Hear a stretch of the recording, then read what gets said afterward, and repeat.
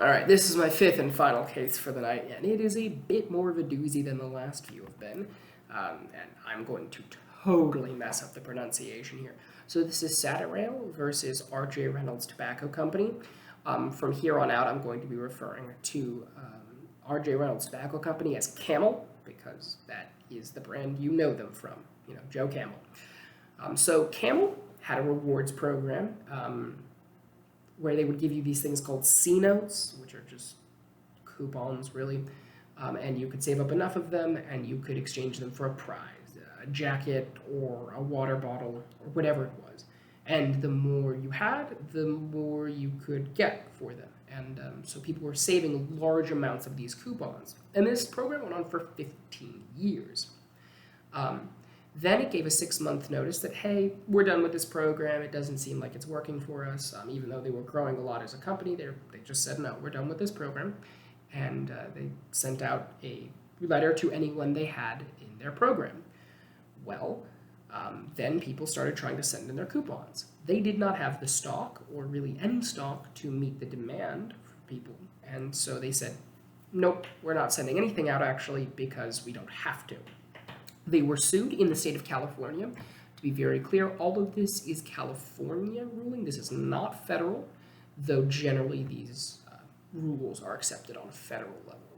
So Camel made 4 points as to why they didn't need to meet what they had offered. One, was there actually an offer? An offer in legal sense. Obviously, there was an offer, save your coupons and come get our swag, I guess is the word. Second was, is the contract definite? Can it be enforced? Because it doesn't seem definite. Definite meaning it's limited, right? You can't promise someone the world. It's sort of the extreme version of indefiniteness. You can't offer someone anything. You can't offer people a lot of things in perpetuity. You can't say that offers will stand in perpetuity, right? You can't say you're going to sell something forever because you probably aren't going to. And then they're arguing that there was no consideration. That's their third one. Their fourth one is timeliness, which just has to do with the statute of limitations. I'll address that one first. The court addressed that one very quickly and said, no, statute of limitations is not passed. For those unaware, a statute of limitations is a set time in which a lawsuit must be filed. The court just said, no, you're wrong on the law there. I don't have the statute in front of me, but they were just wrong. They were well within their statutory rights to sue Camel over this, just on timeliness at least. So, was there an offer? The offer was a promise that created a unilateral contract. This is what the court is saying. They're saying, yes, you made a unilateral contract. Right? Advertisements are not actually always agreements to sell, right? So an advertisement is not inherently a contract. If you say, come down to the store and buy a chocolate bar for 99 cents, and 1 million people show up because they want that chocolate bar, is it your fault you don't have 1 million chocolate bars? No, you didn't know how many people were going to react. So advertisements are not agreements, and that protects storekeepers or store owners or product holders from being flooded with so many offers that they can't meet and then being sued for that. But some advertisements are, specifically coupons. When you issue a coupon, a physical coupon, that actually is an agreement to sell at that specified price. That's why rain checks are actually often legally required. Sure, you might not have enough in stock, and that offer might run out, but it's okay because you can specifically do what the contract specifies, just at a later date. And that's essentially what the court rules here is, you gave them a coupon, and you told them to take a specific action. Buy as many Camel packs as you can and save your coupons. Or, purchase this newspaper and there's a coupon in it, right? That's actually worth more than the newspaper. That's pretty common because newspapers, you sell 100 newspapers and 10 people buy the newspaper just for the coupon. Ultimately, everybody's making money because you're not overly eating into the profit margin of whoever issues the coupon. But again, so they're saying specifically perform, buy our packs of cigarettes and you will get a reward. And that was pushing specific action. So coupons might push you to buy whatever the coupon's in, and these pushed you to buy whatever the coupon's in. So the court's saying you pushed specific action. Someone did something that benefited you purchasing your cigarettes. You have to abide by that. Right? And so, again, there is a general rule that advertisements are not, and then there's an exception to the rule that coupons and offers like that are.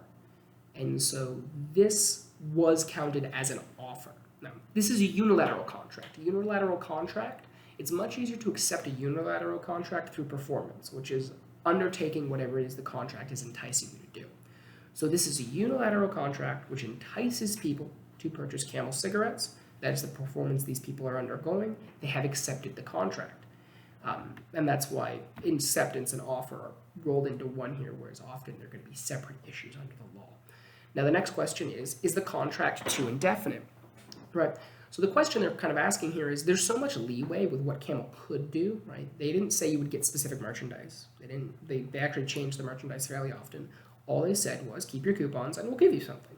So something, well, in that case, we don't actually have to give you anything because something could be anything. And so we could give them dust or whatever. And that's nothing, so we don't have to give them anything. The court disagreed, right? So the court, the exact quote here they used is, the terms of the contract are reasonably certain if they provide a basis for determining the existence of a breach and for giving appropriate remedy. That's the exact quote from the court. Not in this case, that's a quote from precedent. So let's see, those are two questions there.